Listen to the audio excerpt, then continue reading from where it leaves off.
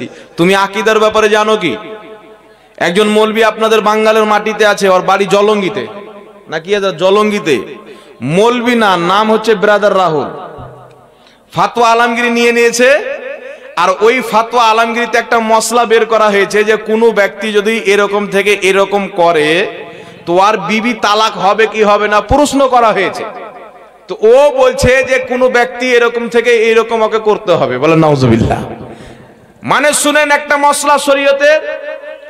একজন মাওলানাকে জিজ্ঞাসা করা হলো, হুজুর কোনো ব্যক্তি যদি কাউয়ার মাংস খায় তো জায়েজ হবে না নাজায়েজ হবে? তো ও বয়ান করছে যে কাউয়ার মাংস খেতে হবে। এখানে খেতে হবে লেখা আছে হলো না, প্রশ্ন করা হয়েছে। কেউ কাউয়ার মাংস খেয়ে নিল তো জায়েজ কাজ করলো না নাজায়েজ কাজ করলো, এটা বয়ান করা হয়েছে। আর ও মানুষের সামনে বলছে যে কাউয়ার মাংস খেতে হবে লেখা আছে ফাতোয়া আলমগীরিতে। বলে নাউজুবিল্লাহ। তো এত বড় মিথ্যাচার। তাই আমি ওকে চ্যালেঞ্জ করেছি, যেই ফাতোয়া আলমগীরি থেকে ওই মশলাটা বয়ান করেছে, আরবি পিওর ফাতোয়া আলমগীরি, ওই মশলাটার ইবারত যদি ও দেখে পড়ে দেয় শুদ্ধভাবে, আমি তাকে 1 লক্ষ টাকা পুরস্কার দেবো। 1 লক্ষ টাকা পুরস্কার দেবো। যেই কাঠমোল্লারা আপনার ফাতোয়া আলমগীরির নামে মানুষকে গুমরাহ করছে, আগে এই কিতাবটার মর্যাদা পড়েন শুনেন। ফাতোয়া আলমগীরি হলো হানাফি মাযহাবের একটি ফিকহের কিতাব। আর এই ফাতোয়া আলমগীরি কবে লেখা হয়েছিল? আওরঙ্গজেব বাদশার জামানাতে। একজন দুইজন না, 500 জন ফকি তবকার মুফতি ওই বিশ্ব থেকে আওরঙ্গজেব বাদশাহ বড় বড় মুফতিকে এক জায়গায় জমা করে 500 জন মুফতিকে বসিয়ে সোনার টাকা দিরহাম দিয়ে আওরঙ্গজেব বাদশাহ রাহমাতুল্লাহ আলাইহি ফাতোয়া আলমগীরি কিতাবকে লিখিয়েছিলেন। জোরে বলেন না সুবহানাল্লাহ। তখন থেকে নিয়ে আজকে পর্যন্ত কেউ ফাতোয়া আলমগীরির ভুল ধরতে পারেনি। আর আজকে যে বাপের জন্মে মাদ্রাসা দেখেনি, ওর বাপও মাদ্রাসা সম্পর্কে জানে না, ওর 14 গোষ্ঠী জানে না, ও ফাতোয়া আলমগীরি নিয়ে বলছে ফাতোয়া আলমগীরিতে এটা ভুল আছে। তো তুমি যদি বাপের বেটা থাকো আর তোমার কথাতে যদি সত্য থাকো, তোমার ক্ষমতা যদি থাকে, আমার চ্যালেঞ্জকে তুমি অ্যাকসেপ্ট করো। তোমার সামনে বসে আমি প্রমাণ করে দিব, আমার নবী বলেছিলেন কিয়ামতের পূর্বে কিছু দাজ্জাল বের হবে, কাজ্জাব বের হবে।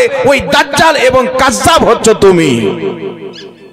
কিয়ামত পর্যন্ত আমার চ্যালেঞ্জ থাকলো, আমার হায়াতে আমি যদি না থাকি, আনেওয়ালা আলিম ওলামা যারা এই জন্ম নিবে আহলে সুন্নাত ওয়াল জামাতে, তারাও চ্যালেঞ্জ করবে ফাতোয়া আলমগীর যে মসলাকে নিয়ে সে ব্যঙ্গ করে মানুষকে গুমরাহ করার জন্য, আর তার জাহিল অন্ধভক্ত মূর্খদেরকে খুশি করার জন্য ওই মসলাটা সে বিকৃত করে বয়ান করেছে, ইদিক উদিক করে বয়ান করেছে। আর জাহিল মানে ভক্তরা খুব খুশি, রে ফাতোয়া আলমগীরিতে এটা লেখা আছে। কিন্তু আর জাহিলরা জানে না যে আমাদেরকে খুশি করার জন্য ও মিথ্যা বলছে। এখন নারায়ণদের মধ্যে কিছু অন্ধভক্ত নাই, বলছে গৌমূত্র খাও, গরুর পেশাব। আপনারা শুনে হবেন কিছু মহল্লা আছে সুন্নি মৌলবীদেরকে টার্গেট করে গুটকাখোর বলে। কি বলে? গুটকাখোর বলে। কিন্তু আপনারা জানেন আহলে হাদিস মতে কি কি খাওয়া জায়েজ আছে? আহলে হাদিসদের সবচাইতে বড় আলিম নবাব সিদ্দিক হাসান খাঁ গোপালী নিজের কিতাব নুজুলুল আবরারের মধ্যে লিখেছে কুত্তার পেশাব, শুয়ারের পেশাব, বিল্লির পেশাব, গরু ছাগলের পেশাব, উটের পেশাব, এদের পেশাব এগুলো হলো পাক। কুত্তা শুয়ার বিল্লির পেশাব পাক। তাই একজন বাংলাদেশে কাজ্জাব বিন ইহুদি আছে, সে বলছে নিজের চাদরকে যদি গাভীর পেশাবে ডুবিয়ে গায়ে দিয়ে নামাজ পড়ো তোমার নামাজ হয়ে যাবে। বলেন নাউজুবিল্লাহ। গরুর পেশাবে যদি চাদরটাকে ডুবিয়ে দেন আর আপনি গায়ে দিয়ে নামাজ পড়েন, আপনার নামাজ হবে? আর আজকে আমার মাদ্রাসার মুফতি সাহেব আর একটা ভিডিও দেখাচ্ছে, তাকে বলছে কোনো ছেলে যদি হস্তমিথুন করে আর যদি কোনো জায়গাতে লেগে যায় নাপাক জিনিস, তাহলে ওটাকে ধুয়ে ফেলে দিলে কি নামাজ হবে? বলছে ধুয়ে ফেলে দিলে নামাজ হয়ে যাবে, গোসল করার প্রয়োজন নেই। বলেন নাউজুবিল্লাহ। আমি বলিনি আর হচ্ছে ইহুদি। ইহুদি ধর্মের মধ্যে মানুষের যদি স্বপ্ন দোষ হয়ে যায় গোসল করা ফরজ নাই। ইহুদি ধর্মের মধ্যে স্ত্রী এবং স্বামী যদি মহব্বতের সহিত মেলাপ করে গোসল করার দরকার নাই। এই ধর্ম হচ্ছে এদের। আর আমাদেরকে বলছে গুটকাখোর। আপনি জানেন এখন আরবের মানুষ অনেকেই আছে যারা উটের পেশাব পান করে, কিছু লোক মদিনাতে আমার নবীর দরবারে গেল, যাওয়ার পরে বলছেন হুজুর আমরা যেমনই মদিনাতে পরিবেশ করেছি আমাদের শরীর ঠিকঠাক থাকে না। তো নবী পাক বলছে উটের পেশাব খাও। আর আমার নবীর আরেকটা হাদিস কি আছে যে মদিনার আবহাওয়া মুনাফিকদেরকে ভালো লাগবে না, মুনাফিক সহ্য করতে পারবে না। তো ওই টাইপের লোক ছিল, ওদের জন্য নবী বললেন যা উটের পেশাব খেয়ে নাও। তারা বলছেন নবী যখন বলেছে তো উটের পেশাব পান করা জায়েজ হয়ে গেল। পরিস্থিতি তার দেখছে না, কোন জায়গায় কার জন্য বলেছে দেখছে না। তো তোর পেশাব খাবার চাইতে, গরু বকরির পেশাব, কুত্তার মুতের চাইতে গুটকা খাওয়া অনেক ভালো না, কি বলেন? কারণ গুটকা শরীয়তে হারাম না। আমি খাই না বটে, কিন্তু শরীয়তে যে মশলা সেটা বলতে হবে। একজন মৌলবীর বক্তব্য শুনলাম, বলছে যে একজন ব্যক্তিকে 100 গ্রাম জর্দা খাওয়াবো, সে বেহুশ হবে কি হবে না? হবে কি হবে না? তার কারণে জর্দা হারাম হয়ে গেল। তো একজন ব্যক্তিকে যদি আপনি গরম গরম 100 কাপ চা খাওয়ান, তাহলে ওই ব্যক্তির বিগাড় হবে কি হবে না?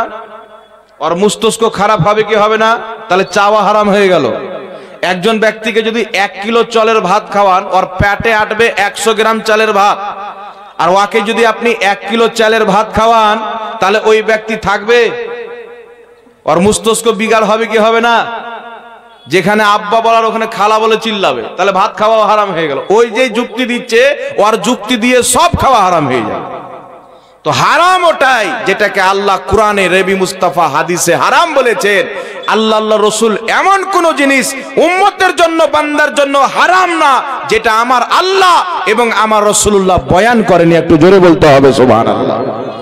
আরেকটি কথা মনে রাখবেন বিরাদর ইসলাম, শুনেন, দেওবন্দি মতের সবচাইতে বড় কুতুব আবদাল রশিদ আহমদ গাঙ্গোহী ফাতাওয়া রশিদিয়ার মধ্যে লিখেছে যে কাওয়ার মাংস খাওয়া সওয়াব, মন্দিরের প্রসাদ খাওয়া জায়েজ। এখন আপনারা বলেন কাওয়ার মাংস খাওয়া জায়েজ না না জায়েজ? আমার নবী বলেছেন কাওয়া ফাসিক জানোয়ার, ওর মাংস খাওয়া জায়েজ নাই। যেটাকে রাসূল নাজায়েজ বলছেন, এটাকে নিজের জন্য জায়েজ না, বলছে সওয়াব। তো হারাম জিনিস তোমরা খাও না, কে মানা করছে? তোমাদের মতন তো আমরা কওমে লুতের কাজ করি না। এরা হচ্ছে কওমে লুত বাবজি, জোকার। আর জোকারই এদেরকে বাপ দাদা থেকে মেরাসে পাওয়া যায়।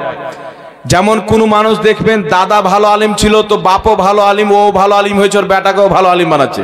মানে আব্বা দাদার একটু মেরাসে, অংশে কিছু না কিছু চরিত্র ব্যবহার পাওয়া যায়। পাওয়া যায় কি যায় না? তো কিছু বক্তা বেরিয়েছে জোকারি ব্যতীত কিছু জানে না। তাই বিরাদর ইসলাম, এদের থেকে নিজের ইমানকে বাঁচিয়ে রাখতে হবে। এরা শরীয়তের মোতাবিক চলে না, শরীয়তকে নিজের মোতাবিক চালায়। একটা হচ্ছে শরীয়ত মোতাবিক চলা, আর একটা হচ্ছে শরীয়তকে নিজের মোতাবিক চালানো। তো যে শরীয়ত মোতাবিক চলবে ওই হলো সঠিক পথে। যে শরীয়তকে নিজের মন মোতাবিক চলাবে সে কোনোদিন সঠিক পথে হতে পারে না। একটু জোরে বলতে হবে সুবহানাল্লাহ।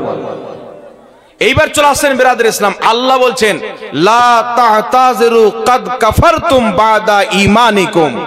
আল্লাহ তাবারাক ওয়া তাআলা বলছেন তুমি ঈমান নিয়ে আসার পরে কাফির হয়ে গেলে। কাকে আল্লাহ পাক বলেছিলেন এই কথা? এই কথা আল্লাহ পাক একজন মুনাফিককে বলেছিলেন। একজন সাহাবীর যখন উট হারিয়ে গেল, আমার নবী বললেন সাহাবী তোমার উট উমুক জঙ্গলে উমুক জায়গাতে বাঁধা রয়েছে। মুনাফিক বাইরে গিয়ে বলছে মুহাম্মদ বলছে উমুকের উট উমুক জঙ্গলে বাঁধা আছে, যেটি তাফসিরে তাবারির মধ্যে হযরতে আব্দুল্লাহ ইবনে আব্বাস থেকে হাদিসটি বর্ণিত। মুনাফিক বলছে আমরা মুসলমান সেজে তার ক্ষতি করছি, আমাদের ব্যাপারই জানে না, ওই উটের ব্যাপারে মুহাম্মদ কি জানবে? মুহাম্মদ গায়বের খবর কি জানে? মুহাম্মদ তো গায়ব জানে না। নবী পাকের গায়বকে অস্বীকার করলেন, ইলমে গায়বকে, যে ইলমে গায়ব আল্লাহ নিজের নবীগণকে দেয়। তখন আল্লাহ তাবারাক ওয়া তাআলা আয়াত নাজিল করলেন ওয়ালা ইন সাআলতাহুম লা ইয়াকুলুন্না ইন্নামা কুন্না নাখুযু ওয়া নালআবু কুল আবিল্লাহি ওয়া আয়াতিহি ওয়া রাসূলিহি কুনতুম তাস্তাহজিউন। আল্লাহ বলছেন মাহবুব তুমি যদি ওই মুনাফিককে জিজ্ঞাসা করো তুমি কি এইরকম কথা বলেছো যে আমি নবী গায়েব জানি না, সে বলবে আমি তো মাজাক করছিলাম, ঠাট্টা করছিলাম।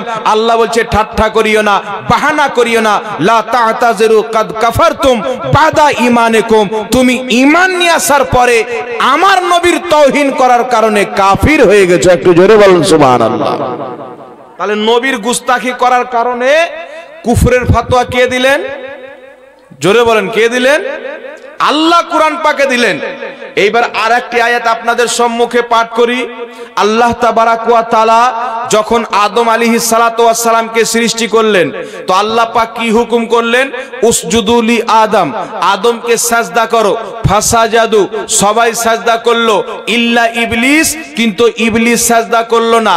আদমকে আল্লাহ সাজদা করতে বললে ইবলিস সাজদা করলো না। তো আল্লাহ পাক ইবলিসের উপরে কাফিরের ফতোয়া দিয়েছিল কি দেয়নি? জোরে বলতে হবে। আল্লাহ বলছেন তুই আমার আদমের ইজ্জত করবি না, যাও, আমি আল্লাহ তোমাকে কাফির বানিয়ে দিলাম। তুমি আল্লাহ আল্লাহ রসুলের সঙ্গে কুফরি করে কাফির হয়ে গেলে। তো কুরআন পাক আমাদেরকে শিক্ষা দিচ্ছে, কিয়ামত পর্যন্ত কেউ যদি নবীর গুস্তাখি করে, সেই নূপুর শর্মা হোক, আর আপনার সালমান তাসির হোক, আর আপনার যে কোনো নামের হোক, সেই যে কোনো ধর্মের হোক, যদি মুসলমান নামে, মুসলমান দাড়িওয়ালা টুপিওয়ালা যদি নবীর গুস্তাখি করে, নবীর গুস্তাখি আল্লাহর দ্বীনে, আল্লাহর শরীয়তে কুফরি রয়েছে, এতে কোনো সন্দেহ নাই। জোরে বলুন সুবহানাল্লাহ। কারণ ঈমান কার নাম? ঈমান হচ্ছে আল্লাহ আল্লাহ রসুলের প্রতি বিশ্বাস রাখার নাম। তো কোনো ব্যক্তি যদি আল্লাহ আল্লাহ রসুলের তৌহিন করে, ও কোনোদিন ঈমানদার থাকতে পারে না বেরাদের ইসলাম। তাই আপনাদেরকে আমরা বলি, আমাদের আলিম উলামা দেখবেন, যে কোনো আলিম উলামা হোক, তিনারা বেশিরভাগ নবী পাক সাল্লাল্লাহু আলাইহি সাল্লামের মর্যাদা, তিনার সম্মানের উপরে বক্তব্য রাখেন। কারণ ঈমান যদি থাকে, আর আপনার হিমালয় পাহাড় পর্বতের মতো যদি আপনার গুনাহ থাকে, ঈমান থাকার কারণে এক না একদিন নবী পাক শাফাত করে আপনাকে জান্নাতে নিয়ে যাবে। আর ঈমান যদি না থাকে, আপনার 40 বছরের তাহাজ্জুদের নামাজ থাকুক, প্রত্যেক দিনের 5 ওয়াক্তের নামাজ থাকুক, ঈমান যদি না থাকে, কোন নামাজ আল্লাহর দরবারে কবুলই হবে না। জোরে বলুন সুবহানাল্লাহ।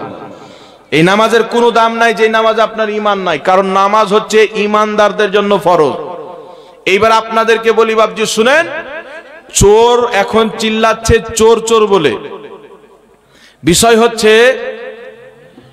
এখন কিছু লোক আহলে সুন্নাত ওয়াল জামাতকে মানে বিদআতি বানাতে চায়। কি বানাতে চায়?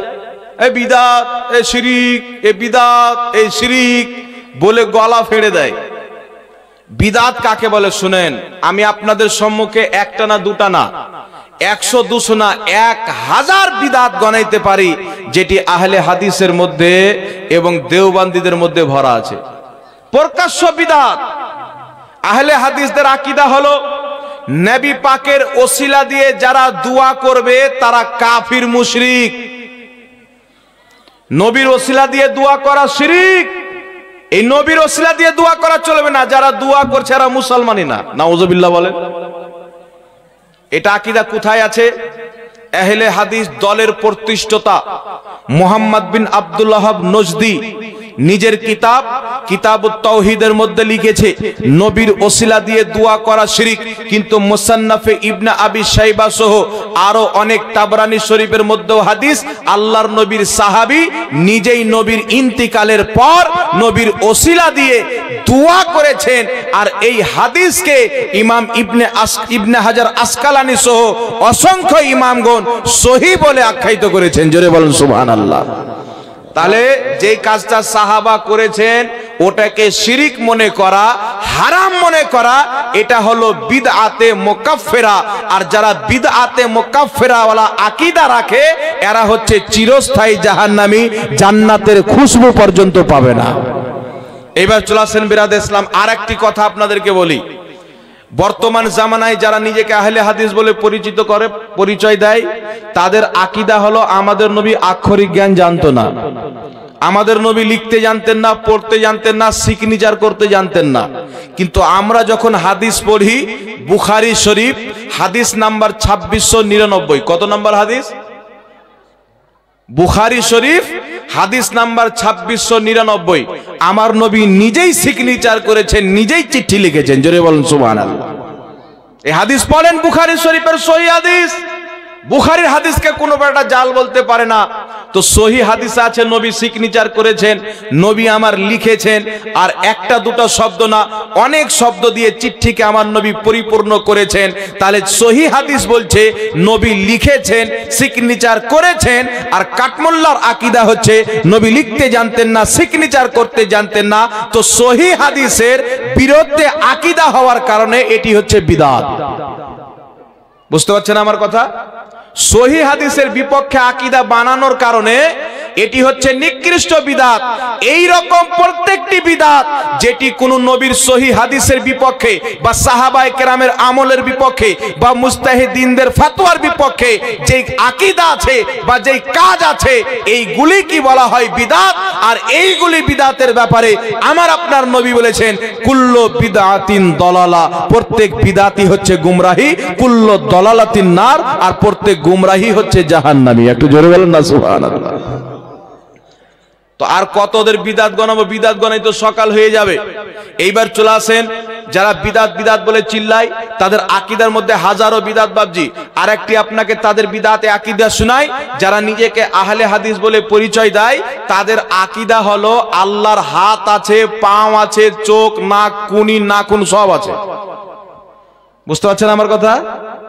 যারা আহলে হাদিস বলে নিজেকে, এদের আকীদা হলো আল্লাহর হাত, পাও, দেহ সব আছে। আল্লাহর দেহ আল্লাহর মতো আছে, আমাদের দেহ আমার মতো। কি আছে? আল্লাহর দেহ আছে। আপনাদের আকীদা কি? আমার আল্লাহর দেহ আছে? জোরে বলেন। জানেন না আকীদার ব্যাপারে নাকি? আল্লাহর আকার আছে, তো দেহটা আকার না? তো আল্লাহর যখন দেহ মানলে তো আকার মানলো না। আল্লাহ দেহ থেকে পাক। কি বলেন? আল্লাহ দেহ থেকে পাক, আল্লাহ আকার থেকে পাক, আর আল্লাহ নিরাকার। এটা প্রত্যেক সাহাবী সহ আমার নবী নিজেই এই আকীদাটা দিয়েছেন। কিন্তু আহলে হাদিসদের আকীদা কি? কুরআন পাকে আল্লাহ বলছেন নবী তোমার হাতে যারা বাইত করলো আমি আল্লাহর হাতে বাইত করলো। কুরআন পাকে আল্লাহ বলছে জাহান্নামে জাহান্নামীদেরকে দেওয়ার পরেও জাহান্নাম বলবে আল্লাহ আরো দাও আরো দাও, তখন আল্লাহ নিজের পাও ওই জাহান্নামে দিয়ে দিবে। তো পাও যদি আল্লাহর আকার যদি না থাকে, পাও কি করে হলো, হাত কি করে হলো? আল্লাহ যখন হাত বলেছেন, পাও বলেছেন, চেহারা বলেছেন, আল্লাহর হাত পাও চেহারা সবই আছে। বলে নাউজুবিল্লাহ। কিন্তু আল্লাহ হাত বলতে কি বুঝালছে? নিজের কুদরতকে বুঝিয়েছেন। আল্লাহ পাও বলতে কি বুঝিয়েছেন? নিজের কুদরতকে বুঝিয়েছেন। তাফসিরে মাতুরিদি পড়েন, ইমাম মাতুরিদি রাহমাতুল্লাহ আলাইহি, যিনি আকীদার ইমাম, যিনাকে সবাই মাথার তাজ মানেন, তাফসিরে মাতুরিদির মধ্যে লিখেছেন আল্লাহ তাবারাক ওয়া তাআলা যেখানে হাত শব্দ ব্যবহার করেছেন, পাও শব্দ ব্যবহার করেছেন, চেহারা শব্দ ব্যবহার করেছেন, আল্লাহ এই শব্দগুলি দিয়ে নিজের গুণকে বুঝিয়েছেন, নিজের কুদরতকে বুঝিয়েছেন।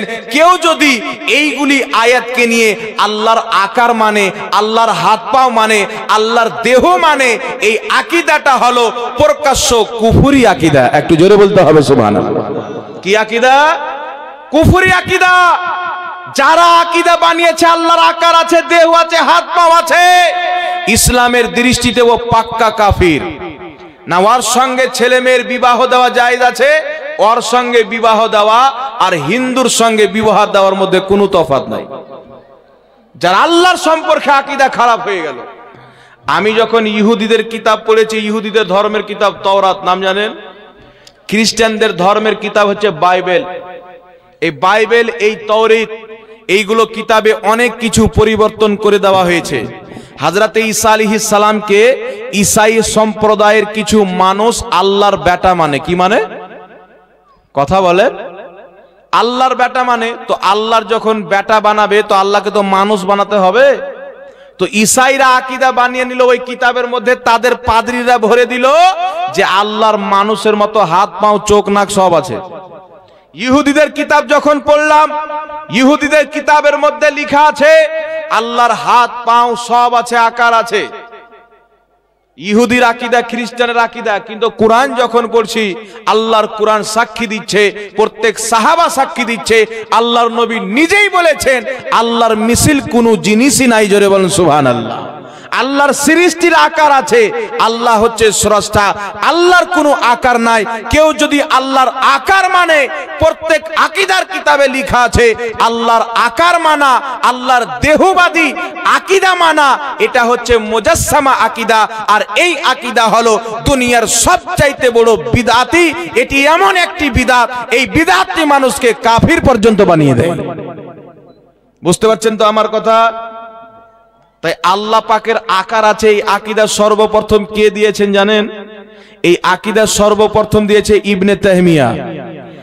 ইবনে তাহমিয়া দামেস্কের মসজিদে মেম্বারে চাপলো, নেমে গেল, আবার চাপলো, নামার পরে বলছে আমি যেমন মেম্বারে চাপলাম নামলাম, আল্লাহ আকাশ থেকে এভাবে নামে আর চড়ে। জোরে বলেন নাউজুবিল্লাহ।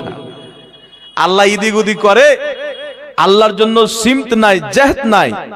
মানে আমরা যে আছি না বাবজি, একটু ধ্যান দিয়ে শুনবেন, আল্লাহর ব্যাপারে আকীদা ঠিক করেন। আকীদা যদি শেষ হয়ে যায় চিরকাল পস্তালেও কোনো লাভ হবে না। আমি এই চেয়ারে বসে আছি, আমার ডান দিক আছে, বাম দিক আছে, সামনে আছে, পিছনে আছে, উপর আছে, নিচ আছে, আছে না নাই? কিন্তু আল্লাহর কি ডান দিক বাম দিক আছে? কথা বলেন, আল্লাহর ডান দিক বাম দিক আছে? তো আল্লাহর যখন আকার মানবে তো ডান দিক বাম দিক হবে কি হবে না? তো আল্লাহর যারা আকার মানে শরীয়তের দৃষ্টিতে ওরা কাফির। এটা ফের কেউ গাহাগাহি করে মৌলবি এসে কাফির বলে চলেছে। আমি কেন কাফির বলবো রে বেটা? কুরআন যদি বলে আবু জেহেল কাফির, তো আমি কাফির বলবো না? বলবো কি বলবো না? আল্লাহর ইসলাম যদি বলে আবু লাহাব কাফির, তো কাফির বলবো না? তাহলে শরীয়ত বলছে যে আল্লাহর দেহ মানবে ও কাফির, তো আমি কাফির বললে কি দোষ হয়ে গেল? শরীয়ত যাকে কাফির বলে ওকে কাফির বলার নাম হচ্ছে ঈমান। জোরে বলেন সুবহানাল্লাহ। আরেকটি আকীদা বিদআতি আকীদা শুনেন আহলে হাদিসদের। আল্লাহর আকার মানা এটা জঘন্যতম শিরক, শিরকে আকবার। এই শিরকের কোনো গুনাহ, এই শিরকের কোনো ক্ষমা নাই। এটা এমন একটি শিরক যেই শিরকে লিপ্ত আছে হিন্দু মাযহাবের লোক, যেই শিরকে লিপ্ত আছে ইহুদি মাযহাবের লোক, যেই শিরকে লিপ্ত আছে খ্রিস্টান মাযহাবের লোক, যেই শিরকে লিপ্ত আছে জৈন মাযহাবের লোক, যেই শিরকে লিপ্ত আছে বৌদ্ধ মাযহাবের লোক, এই শিরকে লিপ্ত আছে আহলে হাদিস। আর বলছে আমরা সহিহ আকীদার লোক। জোরে বলেন নাউজুবিল্লাহ। এবার চলে আসেন বিরাদর ইসলাম, আরেকটি আকীদা আপনাদের সম্মুখে বলি। আমার আল্লাহ হচ্ছে জায়গা থেকে পাক। মানুষের জন্য জায়গা লাগে কি লাগে না? একটু জোরে বলেন, লাগে কি লাগে না? আপনি বাস করবেন, আপনার ফ্যামিলি থাকবে, জায়গা আছে না নাই? আমি এই জায়গাতে বসে আছি, তো এটা আমার জন্য জায়গা আছে না নাই? বক্তব্য দেওয়ার একটা স্থান, জায়গা। তো জায়গা মানুষের জন্য আছে, কিন্তু আল্লাহ জায়গা থেকে পাক। কি থেকে পাক? আল্লাহর জন্য কোনো ব্যক্তি যদি জায়গা নির্ধারিত করে, ওই ব্যক্তি শরীয়তের দৃষ্টিতে কাফির হয়ে যাবে। এটা হযরতে আলী ফতোয়া দিয়েছেন। কে ফতোয়া দিয়েছেন? হযরতে আলী। পবিত্র কুরআন পাকে একটি আয়াত আছে, আল্লাহ বলছেন আর রহমানু ইস্তাওয়া আলাল আরশ। আল্লাহ বলছেন রহমান উনি যিনি আরশে ইস্তাওয়া করলেন। এই ইস্তাওয়া শব্দের অর্থ লাই আহলে হাদিস ধর্মের লোকেরা যে আল্লাহ আরশে বসলেন। 6 দিনে জমিন আকাশ আল্লাহ সৃষ্টি করলেন, তারপরে আরশে গিয়ে সিংহাসনে বসে গেলেন। জোরে বলেন না নাউজুবিল্লাহ। কিন্তু হযরতে আলী রাদিয়াল্লাহু তাআলা আনহু কি বলছেন? ইস্তেওয়া শব্দের অর্থ কি শুনেন। পৃথিবীতে যত কুরআন পাকের তরজমা করা হয়েছে, কেউ বলছে আল্লাহ আরশে বিরাজমান হলেন, কেউ বলছে আল্লাহ আরশে বসে গেলেন, কেউ বলছে আল্লাহ আরশে কুরসিতে বসে গেলেন, আর কেউ বিভিন্ন রকমের আকীদার ওয়ালা মানা করেছেন। কিন্তু আমাদের ইমাম আহলে সুন্নাত আলা হযরত রাহমাতুল্লাহ আলাইহি কানজুল ঈমানে কুরআন পাকের যেটা বেহতরিন অনুবাদ, ওই কিতাবের মধ্যে ওই মানাটা করেছেন, যেই মানাটা হযরতে আলী নিজেই করেছেন। জোরে বলেন সুবহানাল্লাহ। তাফসিরে নাসাফির মধ্যে ইমাম নাসাফি হযরতে আলীর হাদিস নিয়েছেন। হাদিসটি কি? ইস্তেওয়া শব্দের অর্থ কি? কি ইস্তেওয়া শব্দ এটা নেওয়া যাবে যে আল্লাহ আরশে বসে আছে? হযরতে আলী রাদিয়াল্লাহু তাআলা আনহু বলছেন আল ইস্তেওয়া গায়রু মাজহুলিন। ইস্তেওয়া আমাদের বুঝে আসবে না। ওয়াল কাইফু গায়রু মাকুলিন। ওয়ার কাইফিয়ত কি, আল্লাহ আরশে ইস্তেওয়া করলেন, কিভাবে করলেন, কি রকম করলেন, এটা আমাদের নলেজে আসবে না। জোরে বলেন সুবহানাল্লাহ। কে বলছেন? হযরতে আলী, জিনার ব্যাপারে আমার নবী বলছেন আনা মদিনাতুল ইলম ওয়া আলিউন বাবুহা। আমি হচ্ছি জ্ঞানের শহর, আলী হচ্ছে তার দরওয়াজা। একটু জোরে বলেন না সুবহানাল্লাহ।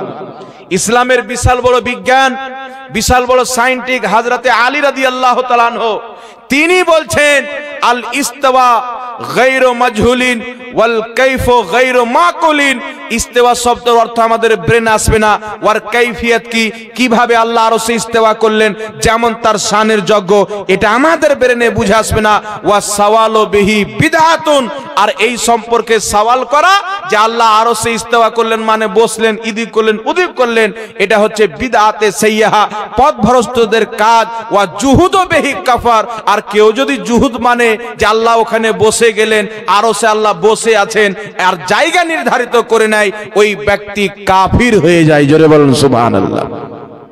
এটা কে বলছেন? হযরতে আলী। আর আহলে হাদিসরা তাই কাজ করলো। আর রহমানু আলাল আরশে ইস্তাওয়া, আল্লাহ আরশে বিরাজমান করলেন, বসে গেলেন। এদের আকীদা হলো আল্লাহ আরশে বসে আছে, তাই আল্লাহকে উপরওয়ালা বলা যায়, কিন্তু আল্লাহকে উপরওয়ালা বলবেন না। কি বলবেন? আল্লাহ বলবেন, রহমান বলবেন। যেইগুলি নাম আল্লাহর কুরআন পাকে এসেছেন সেই নামগুলি দিয়ে আল্লাহকে সম্বোধন করবেন, আল্লাহ পাক বেশি খুশি হবে। জোরে বলুন সুবহানাল্লাহ। উপরওয়ালা শব্দটা ব্যবহার করে অমুসলিমরা, তার কারণে এই শব্দটা থেকে বাঁচার চেষ্টা করবেন। বুঝতে পারলেন আমার কথা? আল্লাহ বলবেন, রহমান বলবেন, মালিক বলবেন, রব্বুল আলামিন বলবেন, আমার আল্লাহ আপনার প্রতি বেশি খুশি হবে। তো আহলে হাদিসদের আকীদা হলো কি?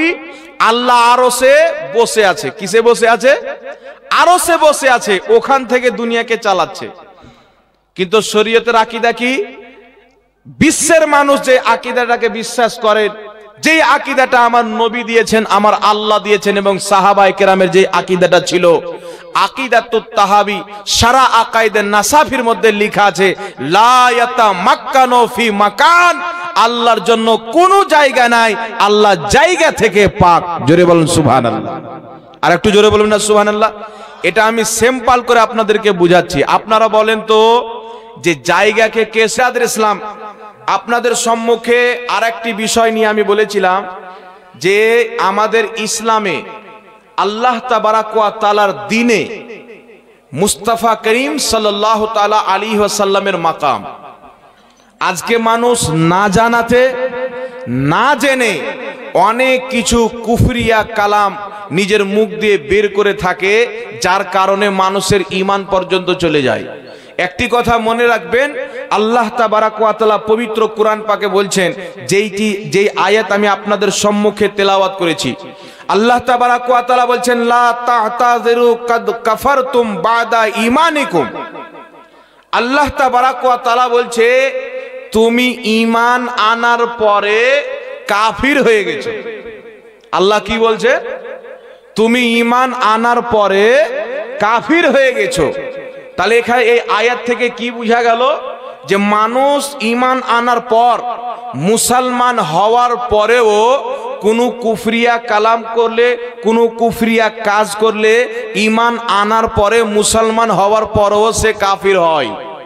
বুঝতে পারছেন আমার কথা? তো যেমন আমার আপনার নবী সাল্লাল্লাহু আলাইহি ওয়াসাল্লামের পরে কিয়ামত পর্যন্ত যারা নিজেকে নবী দাবি করবে, তারা কাফির হবে কি হবে না? একটু জোরে বলতে হবে। আপনাদের ঈমান কি এত কমজোর আছে নাকি যে আমাদের নবীর পরে কেউ যদি নবী দাবি করে ও কাফির হবে না? কোন সন্দেহ আছে? আল্লাহ কুরআন পাকে বলেছেন, খাতামান নবিয়্যিন, আমার নবী শেষ, এরপরে কোন নবী জন্ম নিবে না। কেউ যদি কিয়ামতের পূর্বে জন্ম নেওয়ালা বলে আমি আল্লাহর নবী, ও পাক্কা কাফির। ওকে কেউ যদি কাফির না মনে করে, শরীয়তের দৃষ্টিতে ওই ব্যক্তিও কাফির হয়ে যাবে। যেমন আজকে থেকে প্রায় ১৬০০ বছর পূর্বে পাকিস্তানে একটি এলাকা আছে যার নাম হলো কাদিয়ান। ওই কাদিয়ান এলাকাতে একজন ব্যক্তি জন্ম নিয়েছিল যার নাম হলো গোলাম আহমদ কাদিয়ানি। কি নাম? ওই গোলাম আহমদ কাদিয়ানি নিজেকে নবী দাবি করে নিজের একটা ধর্ম চালু করলো। ওর ধর্মর নাম হচ্ছে কাদিয়ানি ধর্ম। কি ধর্ম? কাদিয়ানি ধর্ম। এই যে গোলাম আহমদ কাদিয়ানি ছিল, ওর দাদা, ওর দাদি, ওর নানা, ওর নানি, ওর পরদাদা সব সুন্নি ছিল। যখন নিজেকে নবী দাবি করলো, আলাদা ফিরকা তৈরি করলো, সুন্নি থেকে কেটে বেরিয়ে গেল। তো আজকেও আপনাদের এলাকাতে যারা ওয়াহাবি মতবাদ পোষণ করেছে, তাদের বাপ দাদা না হলে দাদা 100% সুন্নি ছিল। তারাও এই জামাত থেকে কেটে বেরিয়েছে।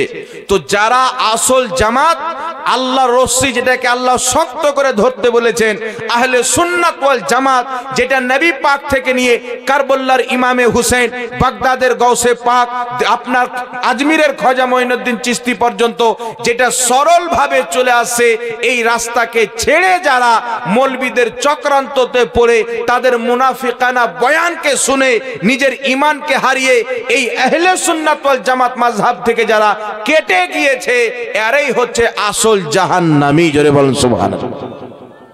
এরাই হলো 72 ফিরকা যারা কেটে বেরিয়েছে।